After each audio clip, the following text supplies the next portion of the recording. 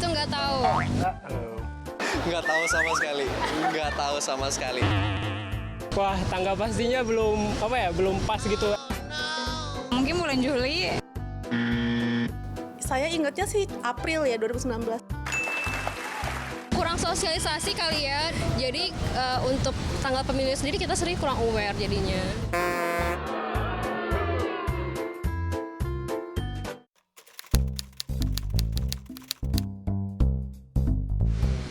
Menterinya Partai mungkin atau Mungkin DPR, ya DPR, DPD mungkin. Kayak semacam calon legislatif ya kalau nggak salah ya. Paling yang lembaga legislatif itu sih yang kayak DPR, DPRD. kabinet kerja. Gubernur ya, kayak yang kemarin itu bukan sih wali kota gitu-gitu ya. Mungkin untuk DPR-nya ya.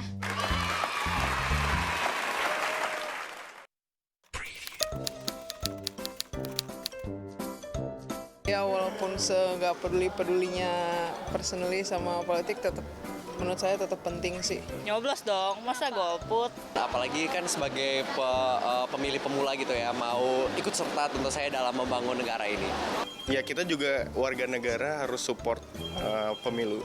Ya kita warga negara ya wajib sih kasih suara. Kalau misalkan dapat kesempatan, kenapa enggak kan daripada golput kan? Karena satu suara aja sendiri juga bisa ngebantu masa depan Indonesia. Dari kita-kita juga yang menentukan gitu kan, negara Indonesia bakal maju atau enggak.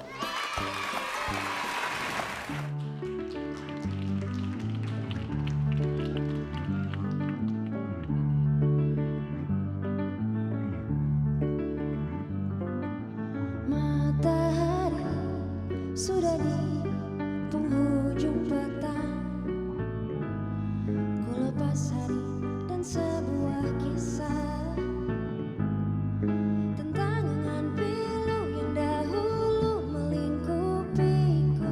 Sejak saat itu langit senja tak lagi sama.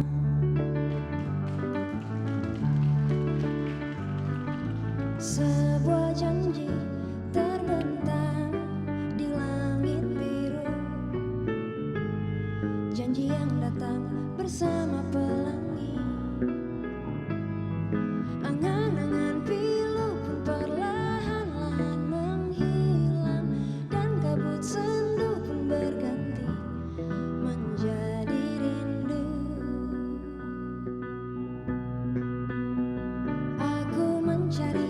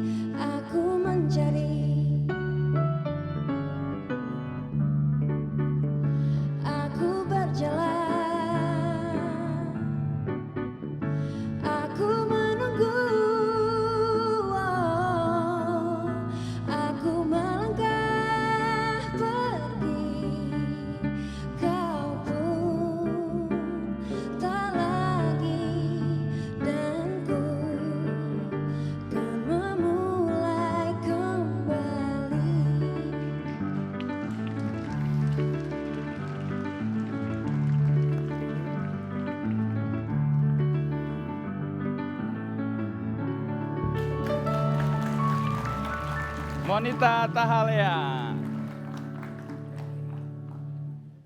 Tak kurang dari 40% pemilih di pemilu serentak 2019 adalah anak-anak muda. Dan itu artinya ada sekitar 80 juta orang-orang muda yang akan menjadi penentu wajah politik kita 5 tahun ke depan dan tahun-tahun berikutnya. Kita tahu betapa pentingnya politik bagi anak muda dan kita ada di sini untuk membahas itu. Bersama saya Wisnu Nugroho, ada Reza Rahardian. Kita beri tepuk tangan buat Reza Rahardian. Lalu ada Muhammad Faisal. Ini bukan saudara kembar. Disclaimer aja, meskipun mirip ya. Lalu ada Ari Kriting. Dan tentu saja yang sudah membuai kita dengan suara merdunya, Monita Tahalea. Siapa mereka? Saya ada ringkasan profil mereka secara ringkas. Mari kita lihat sejenak. Monita Tahalea, penyanyi jebolan ajang pencarian bakat di tahun 2005 ini sangat doyan traveling. Di tahun 2015 lalu lewat lagu berjudul Hai, Monita berkeluh kesah soal terkikisnya budaya ramah tamah akibat lingkungan sosial yang modern. Dan bicara soal politik, menurut Dara Manis ini, politik semestinya adalah kebijakan. Selanjutnya ada Muhammad Faisal. Doktor di bidang psikologi sosial dan politik ini adalah pendiri biro riset pertama di Indonesia yang meneliti tentang gen XYZ atau anak muda. Hal itu sangat berbeda dari cita-citanya semasa kecil, yaitu menjadi komikus. Dan di penghujung 2017 lalu, Faisal menerbitkan buku berjudul Generasi V, Memahami Milenial Pengubah Indonesia. Bagi Faisal, politik adalah seni mengeluarkan gagasan, mempertahankan, dan mewujudkan ide. Ilmu yang mampu menggerakkan masyarakat menuju perubahan. Satria bin Maharingga Jongki atau tenar dengan nama Ari Kriting. Namanya melambung sejak menjadi juara 3 stand up komedi Indonesia Kompas TV Season 3. Kegelisahan soal Indonesia Timur tidak lepas ia selipkan dalam setiap materi lawaknya. Menurut komika yang lebih senang bekerja di belakang layar ini, politik adalah alat untuk mewujudkan kebahagiaan banyak orang, maka sangat disayangkan jika tujuan politik itu disempitkan untuk mencapai kebahagiaan orang saja. Last but not least, Reza Rahadian.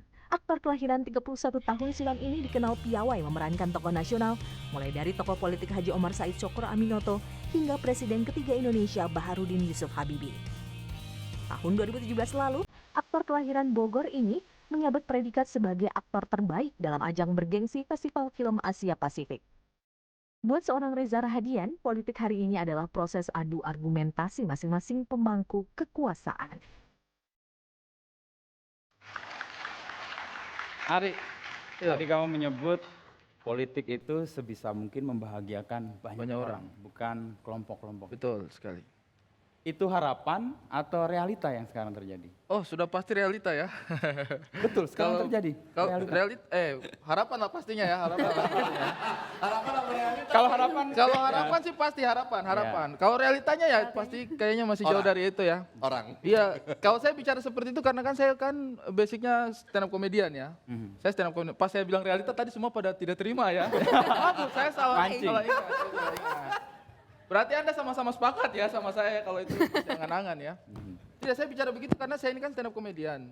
Biasanya saya itu bagi kebahagiaan untuk segelintir orang saja. Nah, politik itu sebenarnya dia bisa melakukan lebih daripada itu. Yang bahagia itu bisa banyak dan jangka panjang. Makanya itu yang sangat saya harapkan sih, semoga kedepannya politik kita arahnya ke situ. Nah, ide besar itu akhir-akhir ini kan absen atau tidak hadir. Yes. Kira-kira apa yang membuat ide-ide besar, gagasan besar dalam wacana perpolitikan kita hilang? Mas Faisal yang sering banyak melakukan penelitian tentang anak-anak muda ini.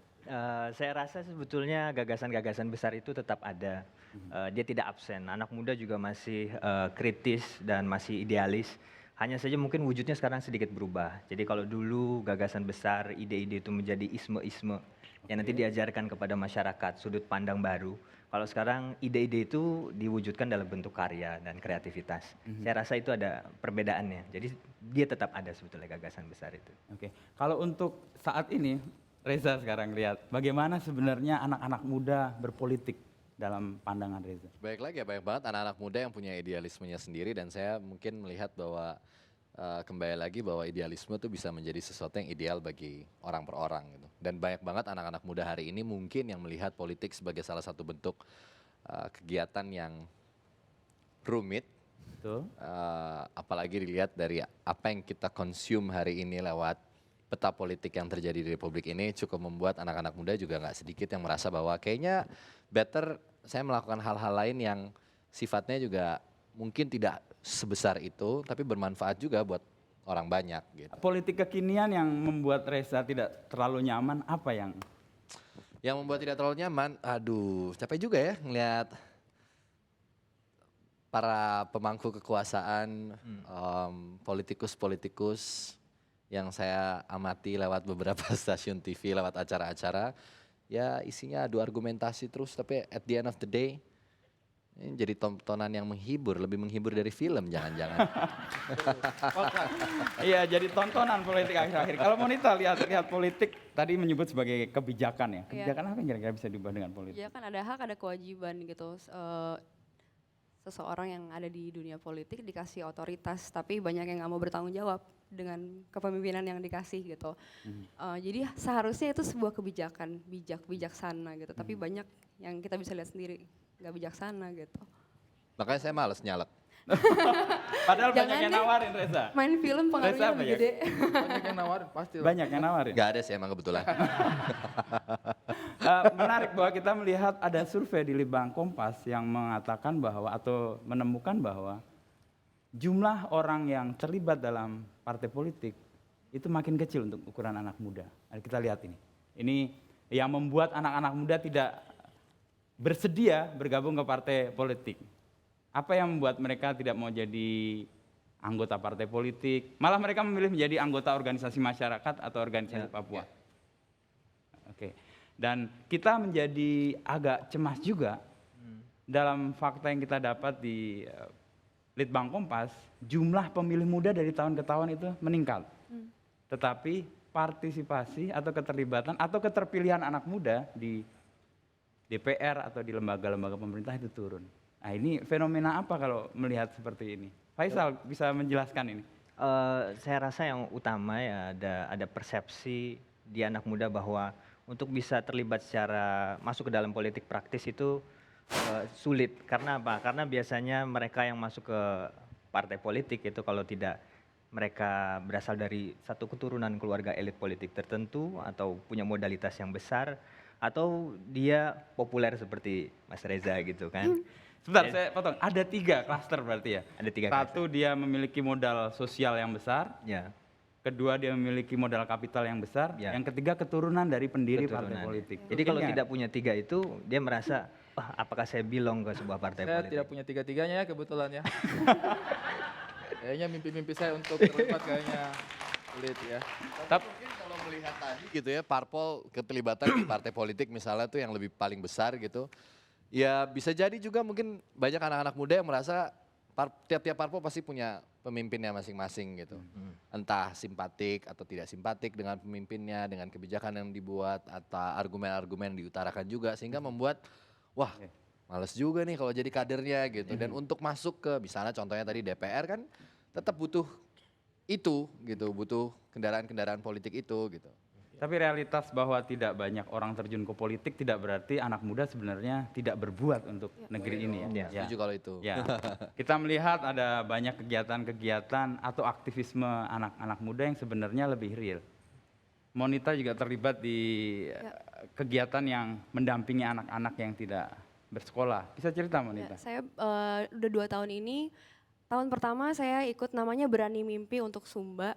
Yang kedua Berani Mimpi untuk Papua. Jadi bersama dengan Wana Visi kita sama-sama ke sana ngelihat anak-anak, ngelihat keadaan mereka. Bahkan baru-baru ini saya baru pulang dari Bengkayang, Kalimantan. Saya benar-benar live in di sana ngikutin keseharian mereka selama sekolah. Jadi kita fokus aja di pendidikan mereka, terus menghapus kekerasan terhadap anak. Karena ternyata di luar dari kota gede ini seperti 2 sisi koin gitu. Di Jakarta kayaknya semuanya ada, sedangkan di daerah sana kayak jauh banget gitu. Dan aku sebagai yang muda-muda bisa punya kesempatan lihat itu, aku jadi punya rasa cinta lagi dan rasa mau membangun bangsa aku ini. Kalau bukan kita siapa lagi penggeraknya? Jadi aktivisme ini hal yang umum terjadi di banyak tempat. Kalau kita bisa melihat Mas Faisal punya Ya. penelitian atau hasil temuan yang didapat Ya, di beberapa daerah? memang saya biasa keliling ke beberapa kota, kumpul dengan komunitas dan anak muda ya, ngobrol, lalu ya kalau di dalam riset disebutnya etnografi ya, duduk bareng mereka, menghabiskan banyak waktu dengan mereka.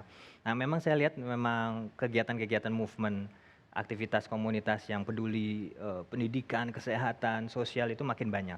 Dan saya rasa kaitan dengan tadi pertanyaan sebelumnya, mungkin karena anak muda melihat bahwa ada banyak barrier untuk masuk ke politik praktis seperti parpol. Lalu sekarang mereka hidup di era digital yang semua serba cepat dalam hitungan klik. Mereka ingin bertindak lebih konkret dalam waktu yang lebih cepat. Oke, kita lihat ada foto di layar itu bisa diceritakan Faisal itu apa itu? Ini Aktivisme desa Jodipan. anak-anak muda ya di Malang, di mana sebelumnya ya. Karena kalau satu warna takut mewakili partai tertentu. Jadi mereka banyak warna aja lah ya. Biar tidak Takut diklaim oleh takut partai diklaim politik oleh partai tertentu ya. Anak muda ya terlibat di sini untuk melakukan perubahan dari sebuah lingkungan yang dulunya mungkin tidak diminati oleh publik secara luas sehingga ditransformasi dengan kreativitas ya. Jadi Sekarang jadi saya melihat ada perubahan yang nyata di situ. Luar Masyarakat biasa. yang tadinya tidak memperhatikan sanitasi, begitu atau kawasannya menjadi kunjungan wisata itu menjadi berubah. Dan Ari kan tinggal di Malang dulu. Saya Arema juga dulu ya. Saya tinggal di Malang tapi saya kategori pendatang di sana, kategori pendatang. Itu Jodipan ini, tempat ini itu dulu sangat-sangat rawan. Kami kalau masuk ke sana juga itu cukup khawatir ya. Tapi setelah ada sentuhan ini, dia malah jadi tempat wisata, orang-orang masuk ke sana.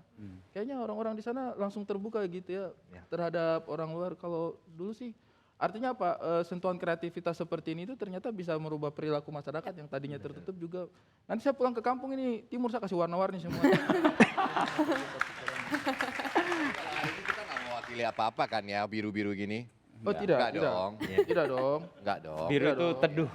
Kita juga panggilannya masih brosis juga kan. Jadi kita tidak mau mewakili apapun di sini ya.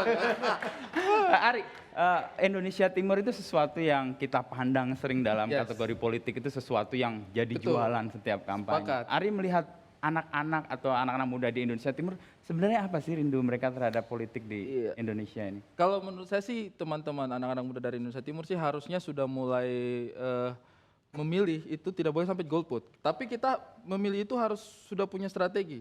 Karena saya rasa ya kami dari Indonesia Timur itu setiap tahun itu dijual terus-terus. Sebagai materi kampanye politik ya. Kita akan mengejar ketertinggalan. Indonesia Timur akan kita majukan. Pokoknya sudah berpuluh-puluh tahun akan kita majukan terus. Tapi sampai sekarang kita tidak tahu. Nah menurut saya sih saya punya saudara-saudara di Indonesia Timur harus mulai mencari sosok pemimpin. Dan bukan hanya pemimpin, teman-teman di Dewan juga, legislatif juga harus kita pilih. Itu orang-orang yang bisa membuat 5 tahun dari sekarang, janjinya lagi bukan membangun Indonesia Timur. Karena sudah terbangun. Iya kan, jadi kalau selama pemimpinnya kita setiap tahun kampanye, kita akan mengejar ketertinggalan, saya pikir berarti kami masih tertinggal dan Anda tidak sukses gitu. Politiknya gagal. Oke. Ini pertanyaan agak personal nih. Apakah itu yang membuat Ari kemudian kembali atau mencari penghidupan di Jakarta? Karena Indonesia Timur nggak ada yang memperhatikan. Saya ini susah ya. Saya kalau berkarya di Jakarta disuruh pulang kampung. Saya pulang ke kampung tidak dapat apa-apa juga ya, jadi susah juga. Kalau menurut saya sih memang karena saya pribadi kan memang dari kampung. Jujur saja kita juga pengen kampungnya kita setara, kita pengen kampungnya kita maju juga. Tapi kan sampai saat ini kan semuanya masih terpusat di Jakarta. Kita tahun 99 reformasi terus kemudian kita bikin otonomi daerah kan judulnya saja otonomi daerah tapi kan fasilitasnya kan masih terpusat di sini. Apalagi kami seniman-seniman ini pulang ke sana mau bikin apa begitu. Paling kerja biasa di televisi. Saya punya teman saja yang lulusan pertelevisian pulang disuruh perbaiki televisi padahal dia tidak ada hubungannya sama itu ya kan. Karena nggak ada stasiunnya di sana dia mau ngapain gitu. Iya. Jurusan apa? Pertelevisian. Oh ya kebetulan ada TV rusak di rumah kan tidak nyambung ya. Tapi itulah yang terjadi kenapa kita masih tetap ada di Jakarta. Saya mau bikin acara di sana tapi acara apa gitu. Tapi ya seperti itulah. Jadi mudah-mudahan sih ke depannya sih mungkin politik yang bisa merubah itu karena saya pikir juga stasiun TV besar juga kadang-kadang berkantor di Ambon aja yuk. Susah sih kayaknya agak masih jauh sih dari situ sih. Monita tadi menyebut sekali lagi politik adalah kebijakan, kesempatan untuk mengubah. Apa ajakan yang bisa kita sampaikan kepada anak-anak muda supaya kita punya peluang nih sekarang untuk menentukan pilihan dan mengubah Indonesia sebisa mungkin dengan momentum pemilu serentak di 2019? Simpelnya jangan golput karena suara kita berarti banget. Sepakat. Untuk tidak golput, memilihnya seperti apa Faisal? Sikap kritis macam apa yang bisa kita bangun dengan caleg yang ada, dengan pemimpin yang ada, bisa kita pilih yang paling sedikit keburukannya? Saya rasa aspek yang paling penting untuk anak muda sekarang ya tadi, berpikir kritis. Jadi dia memilih secara kritis, tidak ikut-ikutan, tidak tergiur bila dikasih reward, dan tidak takut kalau diberi ancaman. Jadi memilih secara kritis itu menjadi satu aspek yang penting untuk nanti kita bisa memilih orang yang merepresentasikan aspirasi. Oke. Kalau Reza, masukan untuk pemilu kita ke depan yang akan serentak dan kayaknya akan seru ini.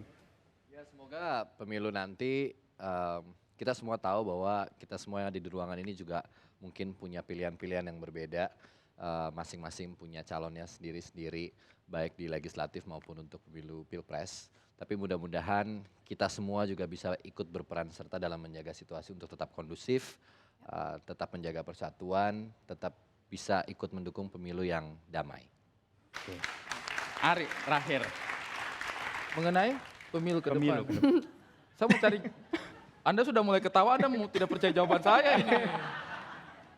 Kalau saya sih, kita sudah pasti tidak boleh golput ya, apalagi anak muda tidak boleh golput. Tetapi ketika kita memilih, harusnya kita lepas dari politik identitas ya. Kita harus bersihkan dirinya kita dari politik identitas. Kita harus benar-benar memahami bahwa ketika kita mencoblos, satu pilihan politik itu adalah ada konsekuensinya gitu. Bahwa itu berkonsekuensi terhadap 5 tahun kita ke depan. Jadi kita tidak pilih orang karena orang itu siapa, tapi kita pilih karena apa yang bisa dia lakukan kepada kita di 5 tahun ke depannya. Itu yang harus kita lihat. Kita melihat bahwa anak-anak muda, dan ini adalah wakil yang membuat kita yakin bahwa semua akan menggunakan hak pilihnya secara bertanggung jawab dan secara kritis. Dan ini menjadi bagian yang ingin kita sampaikan supaya apa yang kita dapat nanti di pemilu 2019 adalah orang-orang yang setidaknya bisa membawa kebaikan dan mewujudkan harapan-harapan yang tadi Ari sebut. Tidak lagi menjadi harapan tapi menjadi realita. Kenyataan. Nanti dipakai liburan juga mungkin tetap bisa milih di daerah lain. Betul. Karena pas hari pemilih kita tahu itu hari libur nasional dan kita bisa masih menggunakan hak pilih dengan mengurus surat A5. Ya betul. A5. Kita pakai untuk itu. Baik, kita akan kembali ke acara berikutnya, yaitu tentang bagaimana Kompas sebagai rumah pemilu bisa menggabungkan harian Kompas, kompas.com, dan Kompas TV di pemilu mendatang.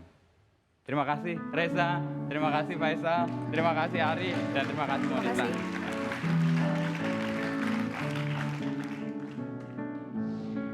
Pemilu serentak 17 April 2019 akan menjadi sejarah baru bagi bangsa Indonesia. Sebagai pemuda generasi penerus bangsa, saatnya kita ikut menentukan masa depan negara kita, Indonesia. Saatnya kamu berikan suaramu. Karena suaramu suara Indonesia. Makanya jangan golput. Golput udah nggak zaman. Ayo memilih, ayo memilih, ayo memilih. Ayo memilih. Pemuda punya suara.